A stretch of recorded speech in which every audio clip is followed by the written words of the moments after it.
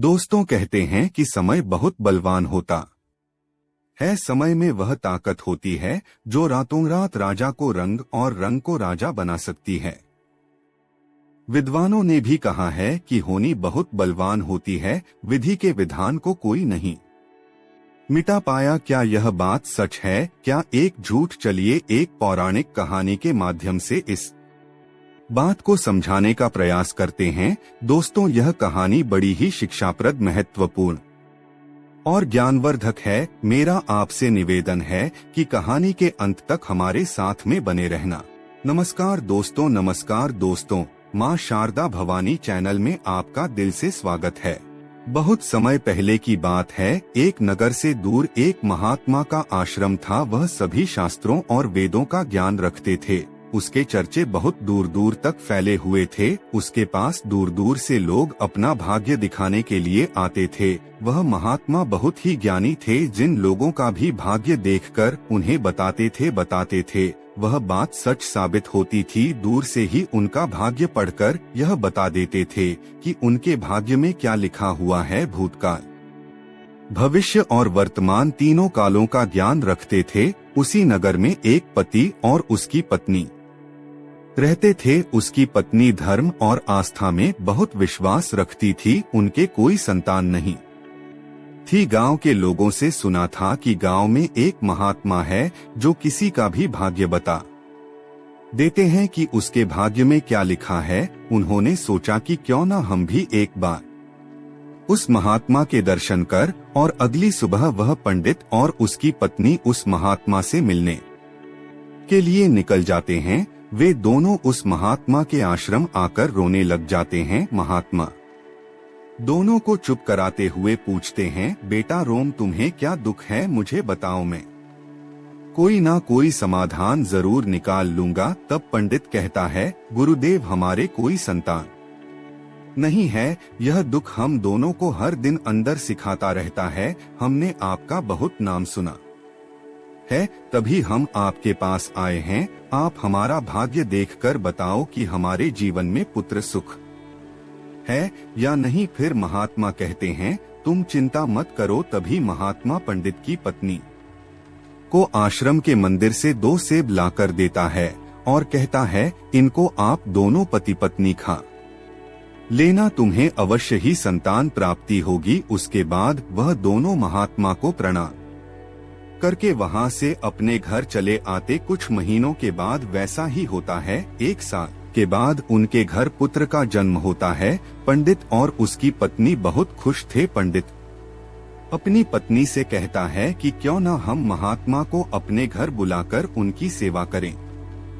फिर पंडित उस महात्मा को अपने घर बुलाते हैं और उनकी सेवा करता है, और पंडित अपने बेटे का नामकरण करवाता है और उसके बेटे का नाम अर्जुन रखते हैं।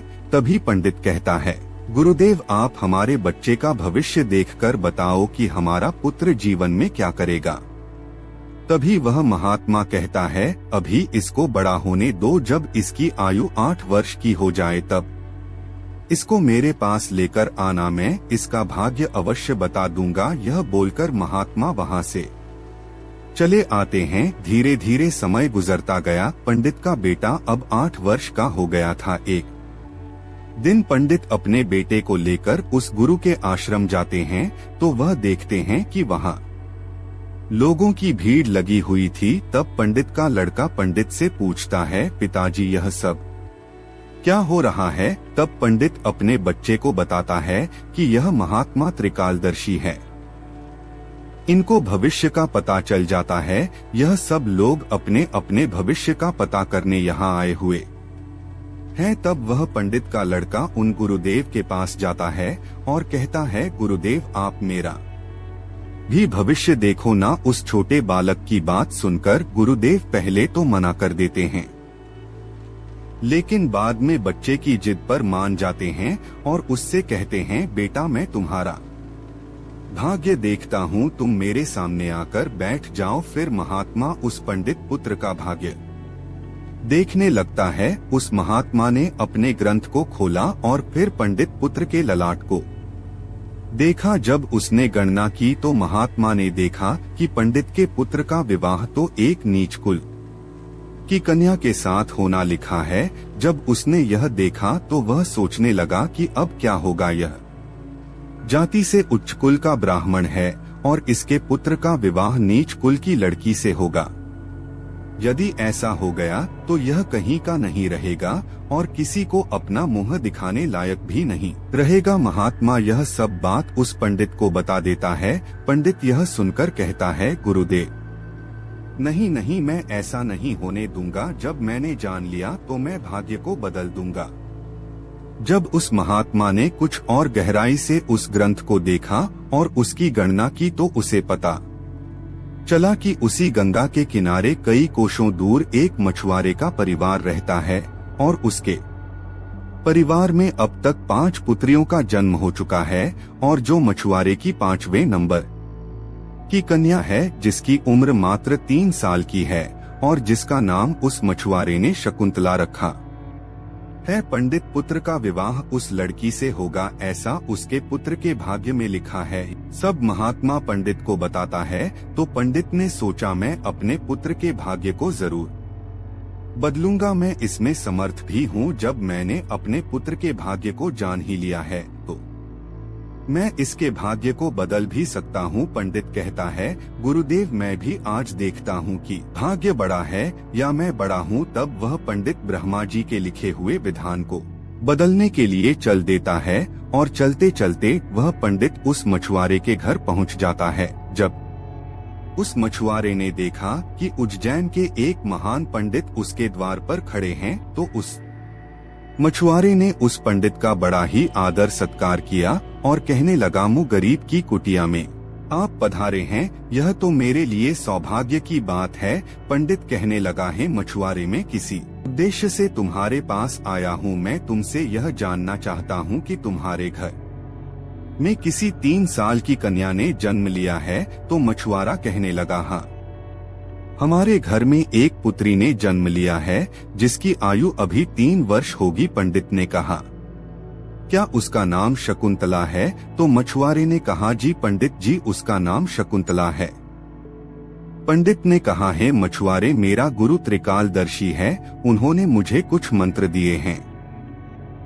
मैं तो इस रास्ते से जा रहा था तो मैंने देखा तुम पर तो बड़ा गौर संकट आने वाला है। जब तक तुम्हारी सबसे छोटी पुत्री तुम्हारे घर में रहेगी तब तक तुम्हें पुत्र की प्राप्ति नहीं होगी। यदि तुम अपने घर के आंगन में पुत्र खेलता हुआ देखना चाहते हो तो तुम्हें अपनी छोटी पुत्री को अपने घर से दूर भगाना होगा। पंडित के ऐसे वचनों को सुनकर मछुआरा बोला, पंडित जी अभी वह तो नवजात बालिका है, उसकी आयु तो भी मात्र 3 वर्ष की है, मैं उसे ऐसी हालत में कहाँ छोड़ सकता हूँ। पंडित ने कहा है, मछुआरे जब मैं तुम्हें यह बता सकता हूँ तो मैं तुम्हारी सहायता भी कर सकता हूँ। हे पंडित उसे कहते हैं कि मेरी कोई पुत्री नहीं है, तुम एक काम करो, तुम अपनी इस कन्या को मुझे दे दो, मैं इसका पालन पोषण करूँगा और जब यह बड़ी हो जाएगी तो मैं अच्छा सा वर ढूंढकर इसका विवाह भी कर दूंगा। फिर वह मछुआरा पुत्र की लालसा में अपनी नवजात पुत्री को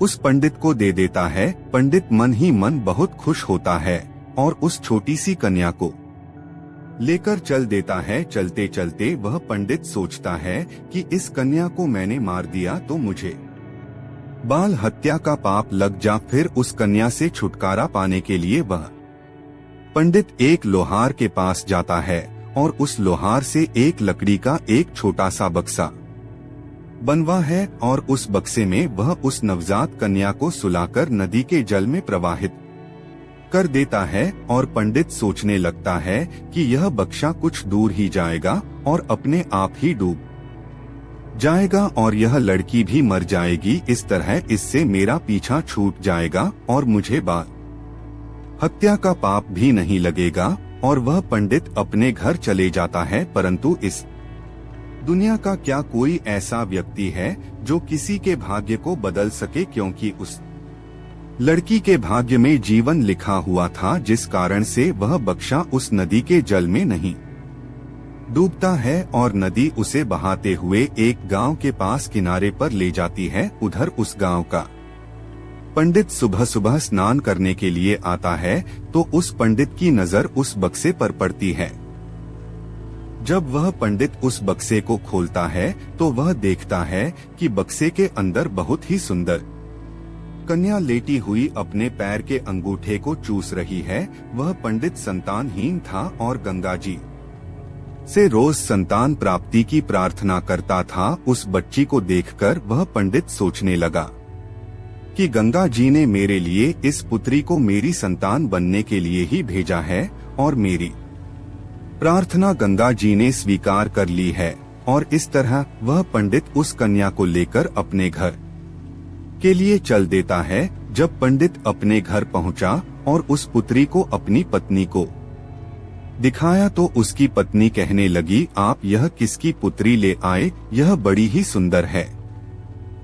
तो पंडित जी कहने लगे, गंगा जी ने हमारी प्रार्थना स्वीकार कर ली और इस कन्या को हमारी संतान के रूप में हमारी झोली में डाल दी है। आज से हमारी यह इकलौती पुत्री है। इसका हम बड़े अच्छे से पालन पोषण करेंगे और इसे अच्छे संस्कार देंगे। इसे किसी चीज की कोई कमी नहीं होने देंगे। इस वह पंडित और उसकी पत्नी उस कन्या का पालन पोषण करने लगे। समय गुजरा और समय के साथ साथ वह कन्या भी बड़ी हुई। जैसे जैसे वह लड़की बड़ी होती गई वैसे वैसे उसकी सुंदरता में चार चांद लगते गए। वह इतनी सुंदर थी जैसे कोई इंद्र की अप्सरा हो। फिर जब लड़की थोड़ी और बड़ी हुई तो एक दिन पंडिताई ने अपने पति से कहा, सुनते हो हमारी बिटिया अब बड़ी हो गई है और इसकी विवाह की भी उम्र हो गई है। आप कहीं जाकर वर ढूंढकर हमारी बिटिया की शादी कर दो। पत्नी की यह बात सुनकर वह पंडित अपनी इकलौती पुत्री के लिए वर देखने के लिए चल देता है। जब आसपास में उसके लायक कोई वर नहीं मिलता है तो पंडित जी अपनी पुत्री के लिए वर की तलाश करते करते उज्जैन नगरी में पहुंच जाते हैं। वहां जाकर लोगों से पूछते हैं कि यहाँ कोई ऐसा ब्राह्मण परिवार है जिसका कोई पुत्र विवाह के योग्य हो तो बताओ। उज्जैन के लोग उस पंडित के बारे में बताते हैं जिसने उस लड़की को नदी में बहा दिया था। उनका बहुत ही संस्कारी परिवार है और उन पंडित का एक इकलौता पुत्र है और उसकी उम्र भी विवाह के योग्य है। पंडित जी आपकी बात उन पंडित के पास बन जाए तो आपकी पुत्री बहुत ही सुखी रहेगी। उन लोगों की बात सुनकर पंडित जी उस पंडित के घर अपनी बेटी की शादी करने के लिए चल देता है। जब वह पंडित के घर पहुँचे और उस पंडित से मिले और जब पंडित जी ने अपनी पुत्री की सुंदरता के बारे में बताया और पंडित को अपने आने का मकसद बताया कि मेरी एक पुत्री है और उसका विवाह हम आपके पुत्र के साथ करना चाहते हैं, तो वह पंडित भी बड़ा खुश हुआ कि चलो मेरे पुत्र के जो भाग्य में लिखा था अब वह बदल गया है और एक ब्राह्मण अपनी पुत्री की शादी के लिए मेरे पास आया है। वह पंडित उस ब्राह्मण की उस बिटिया से अपने पुत्र की शादी करने के लिए तैयार हो जाता है और फिर विवाह का समय निश्चित भी हो जाता है और वह ब्राह्मण खुशी खुशी अपने घर चला जाता है और अपनी पत्नी से सारी चर्चा करता है। फिर कुछ दिन बाद वह दिन भी आ जाता है जिस दिन पंडित की पुत्री और उस पंडित के पुत्र की शादी होती है।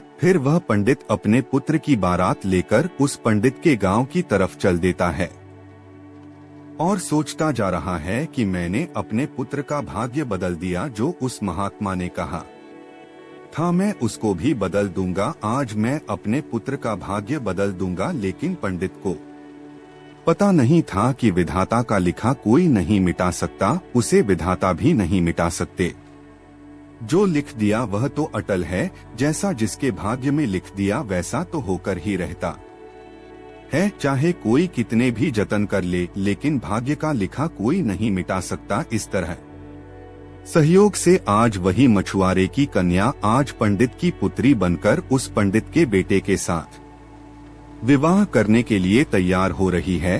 जिसे उस पंडित ने पानी में बहा दिया था। फिर उस लड़की का विवाह उस पंडित के बेटे के साथ हो जाता है और इस तरह वह कन्या पंडित के घर में आ जाती है। पंडित का पुत्र सुंदर सी पत्नी पाकर खुश था। पंडित की पुत्री सुंदर सा पति पाकर खुश थी और पंडित इस बात से खुश था कि मैंने अपने पुत्र का भाग्य बदल दिया है। फिर एक दिन किसी कार्य से उस पंडित के पुत्र को उज्जैन से कुछ दिनों के लिए बाहर जाना पड़ता है। एक दिन वह पंडित अपने बेटे की बहू को लेकर उस महात्मा के आश्रम जाते हैं। उधर पहुंचकर गुरुदेव को प्रणाम करते हैं और बताते हैं कि गुरुदेव, मैंने विधि के विधान को भी बदल दिया। यह सुनकर गुरुदेव हंसने लगते हैं। पंडित गुरुदेव को हंसता देख पूछते हैं, गुरुदेव आप हंस क्यों रहे हो? तब गुरुदेव पंडित को बताते हैं, यह वही लड़की है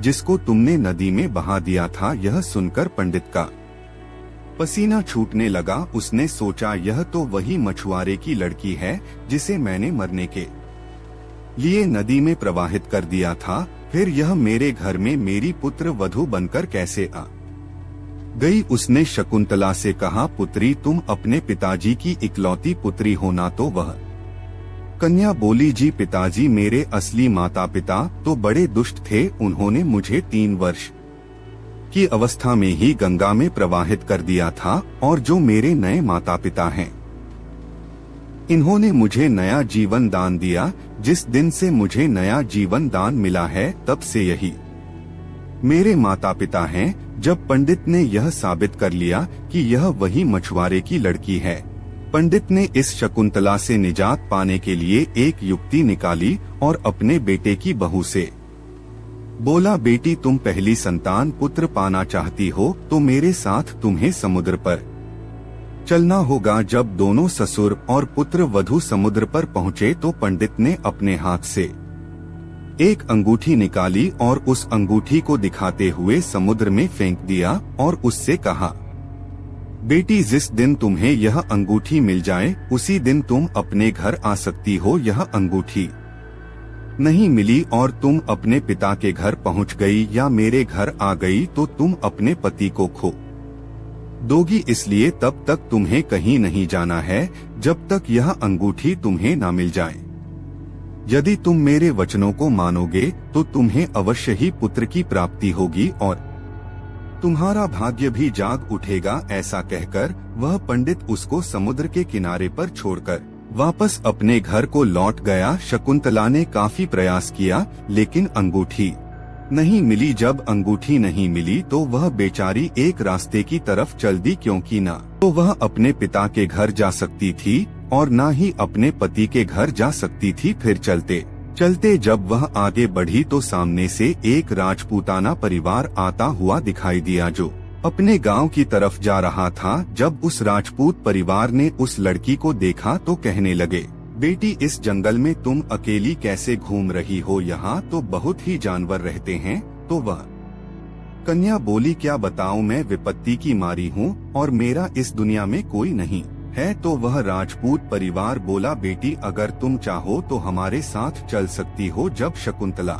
ने यह सुना तो वह सहज गई, उनके साथ चलने के लिए तैयार हो गई। इस तरह शकुंतला को उस राजपूत परिवार ने अपने घर खाना बनाने के लिए रख लिया। जो राजपूत परिवार का मुखिया था वह उस पंडित का बहुत ही घनिष्ठ मित्र था। कुछ समय बाद उधर जब पंडित का लड़का अपने घर आया और उसने अपने पिताजी से शकुंतला के बारे में पूछा तो पंडित ने झूठ बता दिया कि गंगा स्नान करते समय तुम्हारी पत्नी शकुंतला डूबकर मर गई। आगे सुनने से पहले चैनल को सब्सक्राइब जरूर करें। आगे सुनते हैं। जब पंडित के लड़के ने यह सुना तो उसे काफी दुख हुआ। उधर राजपूत परिवार जिस गांव में निवास करता था उस गांव का एक पंडित अपने लड़की का रिश्ता लेकर उसी पंडित के घर पहुंच गया। उस पंडित ने पंडित से जब अपनी पुत्री के विवाह के लिए प्रस्ताव रखा तो पंडित ने उस पंडित से कहा, हम अपने पुत्र के साथ तुम्हारी पुत्री का विवाह तो कर लेंगे, लेकिन विवाह से पहले हम तुम्हारी पुत्री को देखेंगे और उसके बाद ही विवाह करेंगे, क्योंकि पंडित को डर था कि कहीं मछुआरे की वही कन्या फिर से विवाह ना कर ले जो उसके लड़के के भाग्य में लिखी है। वह पंडित उस पंडित की शर्त मानने के लिए तैयार हो गया और अपने गांव को वापस लौट गया। अब पंडित अपने पुत्र के लिए लड़की देखने को उस पंडित के गांव की तरफ चल दिए। उधर जो अंगूठी उस पंडित ने समुद्र में फेंकी थी, उसे एक मछली निगल गई। एक दिन किसी मछुआरे ने समुद्र में जाल फेंका तो उसे वही मछली मिली जो अंगूठी निकल गई थी। उस जाल में वह फंस गई। मछुआरा पकड़ी हुई मछली को बेचने के लिए वहीं पहुंच गया जहां वह राजपूत परिवार रहता था। पर वार के मुखिया को मछली खाना बहुत ही पसंद था, इसीलिए उस राजपूत ने उस मछुआरे से उस मछली को खरीद लिया और उस मछली को ले जाकर शकुंतला से कहा, बेटी क्या तुम मेरे लिए मछली पका दोगी? तो शकुंतला बोली, जी पिताजी, मैं मछली तो नहीं खाती हूँ, लेकिन आपके लिए जरूर बना दूंगी। इस प्रकार वह मछली लेकर रसोई में काटने लगी। जब शकुंतला ने उस मछली को काटा तो उसके पेट में से वही अंगूठी निकलकर जमीन पर गिर पड़ी। जब शकुंतला ने उस अंगूठी को देखा तो वह पहचान गई और अंगूठी पाकर बहुत खुश हुई। उधर वह पंडित अपने पुत्र को लेकर पंडित के गांव में पहुंचा और अपने बेटे से कहने लगा, है पुत्र, इस गांव में हमारे घनिष्ठ राजपूत मित्र रहते हैं, पहले हम उनके पास चलते हैं, उसके बाद हम तुम्हारे लिए लड़की देखने पंडित जी के घर जाएंगे। पंडित के बेटे ने जब अपने पिता के ऐसे वचनों को सुना तो वह बोला, पिताजी, जो आपको अच्छा लगे वैसा ही कीजिए। फिर वे दोनों उस राजपूत के घर पहुँचे। राजपूत ने जब अपने मित्र पंडित को आते हुए देखा तो वह भी बहुत खुश हुआ और उनका पहले की भांति आदर सत्कार किया। आदर सत्कार करके उन्हें अपने पास में बिठाया और उसने शकुंतला को आवाज दी, बेटी, हमारे मित्र आए हैं, जरा उनके लिए पानी का इंतजाम करो। जब शकुंतला पानी लेकर आई तो शकुंतला ने पंडित को देखा, पंडित ने शकुंतला को देखा। फिर जब पंडित के लड़के ने शकुंतला को देखा तो वह कहने लगा, पिताजी, आपने मुझसे झूठ क्यों बोला कि शकुंतला मर गई? मेरी पत्नी तो जिंदा है और यह आप जानते हैं, और यह जानते हुए भी आपने मेरा विवाह किसी अन्य लड़की से करने की कैसे सोची? तो वह पंडित दुख मन से कहता है, पुत्र, मैं भटक गया था, मैं विधाता के लिखे भाग्य को बदलने के प्रयास में इतना नीच कर्म कर बैठा कि कुछ पूछो ही मत। फिर उसने पूरी कहानी सभी को सुना दी और कहने लगा, मुझे अपने ऊपर कुछ ज्यादा ही घमंड हो गया था, जो विधाता के लिखे को मिटाने चला था। मैंने लाख कोशिश की, लेकिन हुआ वही जो तेरे भाग्य में लिखा था। यह कहकर उसने अपने बेटे की बहू से माफी मांगी और आदर सत्कार से उसे घर लेकर गए। दोस्तों, विधि के विधान को कोई बदल नहीं सकता, जो लिखा होता है वह जरूर होता है। दोस्तों, आपने आज के इस वीडियो से क्या सीखा वह मुझे आप कमेंट में बता सकते हैं। के साथ में उम्मीद है कि आपको आज की वीडियो पसंद आई होगी, तो इस वीडियो को उस इंसान को शेयर करें जिससे यह कहानी सुनने की जरूरत है, और उसी के ठीक बाद चैनल को सब्सक्राइब करें। तो चलिए फिर मिलते हैं ऐसी एक और नई वीडियो में एक नए मैसेज के साथ। तब तक के लिए अपना ख्याल रखें। धन्यवाद और नमो बुद्ध।